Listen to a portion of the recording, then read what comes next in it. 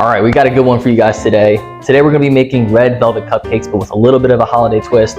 We are going to be making these a candy cane red velvet cupcake. So really delicious on a classic red velvet cupcake, but holiday twist just to make it a little bit more festive. These are all the ingredients we're gonna need here today, so really not that difficult to make.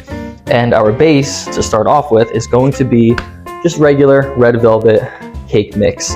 And so we are going to be replacing a lot of these calories with some protein powder in a second, but the red velvet base is of course a must if we're making red velvet cupcakes, but we will be making them healthier by replacing a few of the other ingredients, namely. So to start off with, we're gonna wanna start with 2 cups of our red velvet cupcake mix, or just regular red velvet cake mix.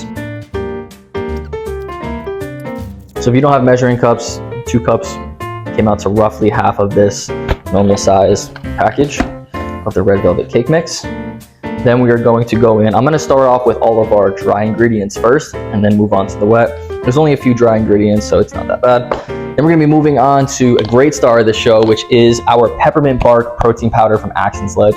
You guys can use code RIDZIK10 for 10% off if you do so wish. I found this protein powder to be one of my absolute favorite protein powders of all time, and it's going to give it that nice candy cane peppermint flavor into our actual cake. So we're going to go in here with 2 scoops of our peppermint bark protein. If you guys don't have this protein available to you, you can use a vanilla based protein and that'll work just fine. You just won't have that candy cane sort of texture within the cupcake itself, but not to worry, our frosting will have that anyways, so you won't miss out on that peppermint flavor in the actual total cupcake. So almost done with our dry ingredients here. We are just going to put in a teaspoon of baking powder. All right, so that's all the dry ingredients that we have for this recipe. And we're just gonna give that a quick sift, quick mixing through. Nothing too crazy, just to mix everything all together. And then what I like to do is I like to add in our wet ingredients one at a time. And so we're first gonna start off with our base, which are one of our bases, which is gonna be pure pumpkin puree. Don't worry, I know you guys are thinking, where does pumpkin come into red velvet? This is really just for the texture part of it. Pumpkin puree is a great cooking ingredient for healthy recipes, and it won't really give too much of that pumpkin flavor, especially we're only gonna be going in with roughly 1/3 of a cup, just like that. A little bit more. You guys will notice in a lot of my cooking, I use the eyeball test. If you guys are not keen to cooking or haven't really cooked so much, or are beginners or just kind of trying things out, you don't have a good eye for it, definitely use your measuring tools. I have just been doing this for a little bit of time, so I kind of know what each measurement really is. But again, if you guys are beginners, this is where a lot of the calories might sneak up on you. If you're not used to tracking, you might think you're only putting in 1 cup, but you might actually be putting in 2 cups, and then you only count for 1 and you actually ate double. So really try your best to give your accurate measurements there. So our pumpkin is in, and next for our secondary base, a little bit of unsweetened applesauce. And again, sort of the same thing with the pumpkin, just for texture to keep everything really moist, and you really won't get too much of that apple flavor. So I'm just gonna be going in with about a 1/4 cup here, which isn't a lot. The apple has a little bit of a stronger flavor than the pumpkin, so we're gonna put a little bit less. But again, it really just is for the moistness. We don't want too much of an apple flavor. All right, so we're gonna be going in and mixing up this. It's gonna not mix in fully because we haven't added all of our wet ingredients in, so not a big deal. Just give it a quick little stir. Just get everything combined. It might look like it's starting to be some crumbs. And that should just go to show you too that we didn't really actually put in that much, so don't worry about that pumpkin or apple flavor coming through in our red velvet cupcake. So that's mixed enough. We're gonna be going in with 1 whole egg. In a lot of recipes, I like to take away the whole eggs for all egg whites, but I found that at least 1 yolk for an entire recipe, like we're gonna be making roughly 12 cupcakes here. one egg yolk and all of that is not going to make that big of a calorie difference. It's going to put an extra 8 calories per cupcake as opposed to substituting that with all egg whites. However, the yolk makes a huge difference in binding everything together and keeping the moistness. If you think of a lot of these protein sort of recipes, anabolic cooking recipes that don't use whole eggs, they come out like hockey pucks, really dry, really, you can like throw them on the ground, nothing happens to them. It's kind of like, it tastes too synthetic. And so that's why I like to include at least one egg yolk for the majority of my recipes. Not a lot, they're not all whole eggs because that'll add in more calories. Let's say if we added in 5 whole eggs as opposed to the just one, that might add an extra 40 calories per cupcake as opposed to 8. And that, if you have a few cupcakes, might add up over time, right? So we got 1 whole egg there, and then here I'm gonna be adding in some egg whites. So we're gonna be going in with what's equivalent to 3 egg whites, which is going to be roughly 9 tablespoons of this liquid egg white mixture here. There. If you're going in grams, we are in America, so we're using the cups and the tablespoons metric. If you're going by grams, that came out to roughly 130 grams there. All right, so we're gonna be mixing that up, just beating it together a little bit. This isn't the last of our wet ingredients,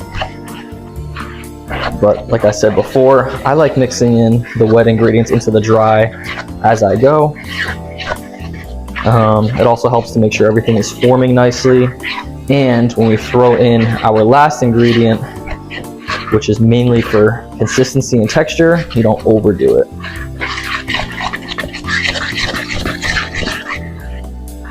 So we're getting a nice batter consistency already here, which is great.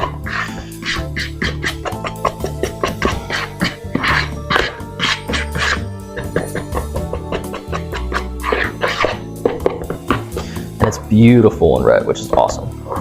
And it's got a little bit of that candy cane smell from the protein powder, smelling delicious. All right, so last 2 ingredients that we have here, we're gonna be going in with just a scoop or roughly 1/8 of a cup of our non-fat non-fat vanilla Greek yogurt, which is a lot higher in protein than regular yogurt and a lot lower in calories. And so this is just for a little bit of the dairy-esque in our mixture. 1/8 of a cup spread over all of the cupcakes is very little per cupcake. As well as just 2 teaspoons, which I'm just gonna measure it by the cap, which is about a teaspoon, 2 teaspoons of vanilla extract, 0 calories for pure vanilla extract. Anyway, if you like it more vanilla-y, put more. If you don't like it more vanilla-y, put less. Just make sure you are putting this vanilla extract in this order at the very end, because if you put it before all of the powders and the dry ingredients are mixed up, what happens is that the vanilla actually binds in chunks to the protein powder, and then what you get is more of these like chunks of vanilla that are almost too overwhelming. And this is in extract form, so it almost tastes like alcohol, like that extract clumps, which isn't what you want at all in any bite. So put the vanilla at the end. We're gonna stir that together. All right, and that's all our ingredients. So we've got a nice batter consistency here, and we are going to prep our baking dish. All right, so we got our oven prepped. It's already preheated to 350 degrees Fahrenheit. I would recommend doing that at the start of this recipe so that by the time you're done mixing like I am, oven just got done prepping. So we've got our cupcake dish here with 12 cupcake molds, and we're just gonna be spraying it with a little bit of nonstick just to ensure that the cupcake doesn't stick to it. You guys can also use either silicone cupcake packs or just the regular paper. I just didn't have those, so if you don't have those, you can just totally use a little bit of this spray. And not a lot for each cupcake because they can add up. Try to go inside each of the cupcake molds and get around the rim as you're doing that. So it's just a quick flick of the wrist so it doesn't stick to the edge. That's where you don't want it to stick. Don't breathe that in. All right, so that's prepped, and now it's just a matter of scooping even portions of our cake mix into each of these cupcake molds.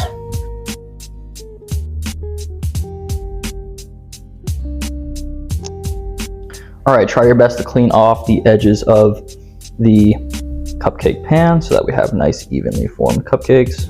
All right, so our oven is prepped. These cupcakes are ready to go in. We're gonna bake these at 350 for 15 minutes and then check with a toothpick or a fork or anything. If you poke in the middle and it comes out still moist and wet, you can put it back in for a few minutes. And if it comes out dry, all good to go.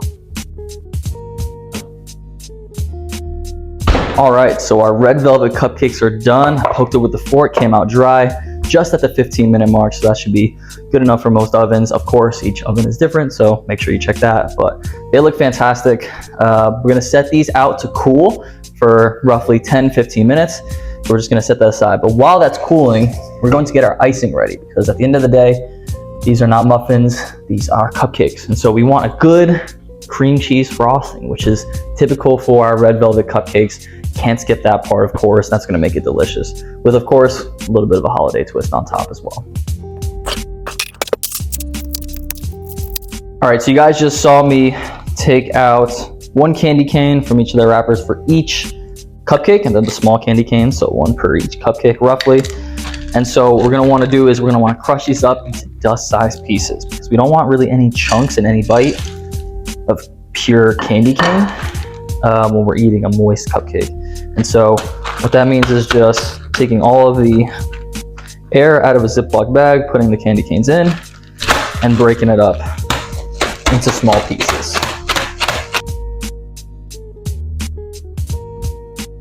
All right, so we got some big chunks, we got some tiny dust pellets in there.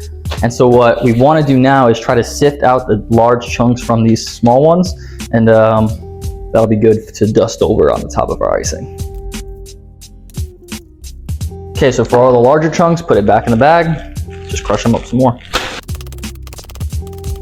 And these look to be all about good sized pieces, so we'll just dump the whole thing in here now. Make sure everything's crushed up nice. And we're just gonna set this aside. And for the main part of our base, of course, the cream cheese.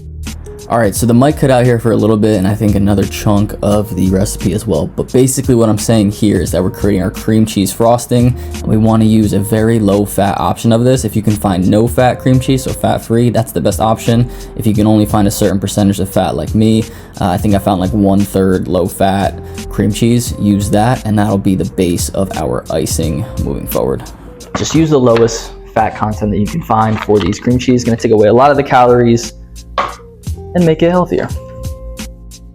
And these are room temperature, so I took them out a little while ago just so that it's softened and you can mix it up and combine everything into a icing a lot easier. I'm gonna be going in with 2 whole packs of this 1/3 less fat cream cheese, and each pack is 8 ounces, and so that's gonna be 16 ounces of our low fat cream cheese. So again, here the mic cut off, but I'm just gonna be walking you through via voiceover the rest of this recipe. Basically what I wanted to use here was 2 teaspoons of pure vanilla extract. And of course, because we're gonna be using some of that vanilla Greek yogurt later, we can, save a little bit on the vanilla extract moving forward. But if you don't have that vanilla Greek yogurt, if you're using just plain Greek yogurt, non-fat, then you can get away with more vanilla extract just to make it a little bit sweeter. And then here I'm just beating up the cream cheese frosting a little bit. And again, remember that you need to take out this cream cheese to be room temperature, because that will soften it up and make this mixing process a lot easier. Trust me, I even left it out for about an hour beforehand and it was still tough for me to end up mixing it. And I honestly transferred it to a different bowl and I had to take breaks because I was mixing it so tough. So definitely bring it out to room temperature, or else it might be a problem trying to actually soften it and mix it together with all the other ingredients. Here I'm basically just saying the things that I mentioned before with the Greek yogurt, but we're going to be going in with 1/2 cup of our non-fat Greek yogurt. Make sure it's non-fat because that's gonna lower the fat, lower the calories. And then if you can find that vanilla, then by all means do it. It'll make it a little bit sweeter. If not, then of course you can just add in that extra vanilla extract to supplement with that vanilla flavor. Next, we are going to be going in with a 1/2 packet of our cheesecake sugar-free, fat-free pudding mix. And the reason why we want it to be cheesecake is, of course, because we're making a cheesecake frosting. And so one of those packets is 1 ounce, so we're going to be going in with 1/2 ounce of that, as well as here we're going to be using some stevia, artificial sweetener, Swerve, stevia, whichever one you think tastes the best, of course, use that. Takes away a lot of the calories, a lot of the sugar from typical icings. And then we're gonna be going in with our vanilla-based protein powder. And so went in with just 1 scoop. We don't wanna put in extra scoops there because we already have a ton of protein in the recipe. And if we add in a lot of scoops of protein, it'll make the icing sort of dry and like cakey, floury. So that's not what we want. We want it to be nice and smooth. And then of course we're using the vanilla based, or you can use what I used, which was the iced sugar cookie frosting protein powder from Axe and Sledge. You guys can use code RIDZIK10 for 10% off if you so wish, but if not, feel free to use a vanilla based protein powder that you enjoy. Taste is everything, and protein powder at the end of the day is just adding protein. Hopefully you can take away a lot of the calories as well. Choose a protein powder that doesn't have a lot of fats or carbs in it, that's mostly pure protein. This was the toughest part of the entire recipe, just mixing this up. You even see me, I'm like, I'm tired, I need a break. This is like hurting my forearm. So definitely make that cream cheese as soft as possible. Mix that up thoroughly until it's a nice smooth consistency, and then it's time to ice our actual cupcakes. And you can see here the cupcakes came out absolutely unbelievably delicious, moist, soft, and then they were cooled off at this point so we could just spread our icing right on top. And so the way that I like to structure the top of this cupcake for the icing portion is just to get a nice clump. Probably if we made 12 cupcakes, we want 1/12 of that icing to go onto that cupcake, so it comes pretty tall.